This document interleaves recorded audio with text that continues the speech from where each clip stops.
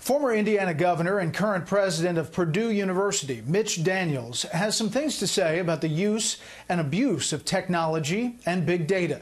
He has just written an op-ed in the Washington Post titled, "Someone is Watching You." He joins us tonight from Purdue University in West Lafayette, Indiana.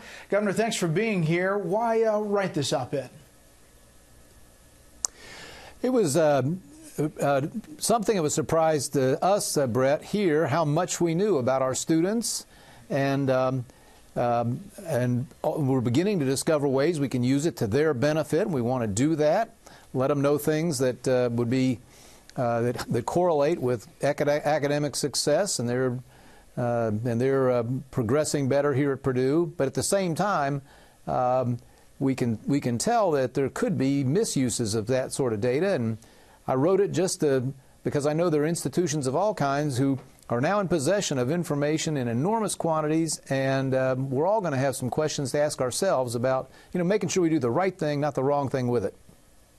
Yeah, that line between privacy and what you could use with that data obviously is something we deal with. In this op-ed, you say people serene in their assurance that they know what is best for others will have to stop and ask themselves on what authority they became the nudgers and the great approvers. Many of us will have to stop and ask whether our good intentions are carrying us past boundaries where privacy and individual autonomy should still prevail. I mean, that is a fact not only on college campuses, but in what we're dealing with these big tech companies and what they know about all of us.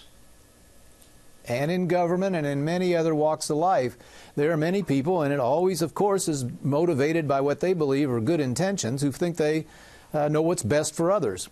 And armed with these mountains of new information, they will be discovering patterns that they would like to encourage others to follow, that produce what in the nudger's eye is a good result. So this is something I think to be careful about. There's somewhere, as I say, between helping a struggling student, identifying a struggling student and connecting them with a tutor, and really shoving people into behaviors that somebody has decided are preferable. There's a line, and we ought to be debating it in individual institutions and collectively. I just want to get your thoughts about a couple of things. One is we're getting ready for this testimony up on Capitol Hill, Congress, with big tech companies, Facebook, Google, testifying before Congress, and there's really consideration about regulation. Where do you think that goes? Well, we always ought to regulate with great caution and thought, but this may be an area.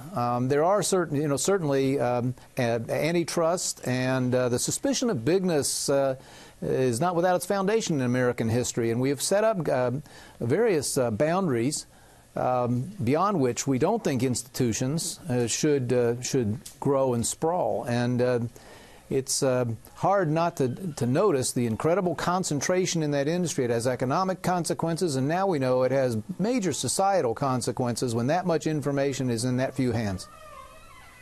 Two more things. One is you're historically a big deficit hawk, somebody who's concerned about the deficit and debt for a long time. You talked about it. Just been through this whole omnibus spending issue. What are your thoughts on that and where the country is heading? I'm very troubled.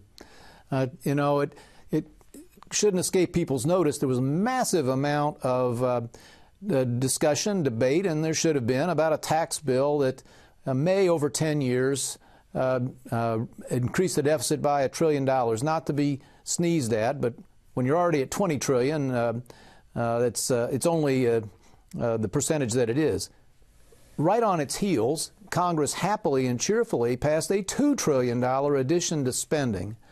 We finally found something people there can get together on and compromise on, but it was probably the wrong thing. And the looming debt that we have built is an economic menace, the biggest one to this country, in the opinion of many of us, and to our future prosperity. It's also without question, a morally dubious thing to dump on the next generation bills, not for money that was borrowed and invested in their future, but for money that their elders borrowed and spent on themselves. And you know, the problem here, Brett, is I keep telling people the can's getting heavier and we're running out of road. And quickly, this weekend is the NCAA Final Four. Condoleezza Rice has been asked to head up a committee looking at the NCAA basketball and some of the problems they've been having. You've written about that as well. Your thoughts as we head into this weekend?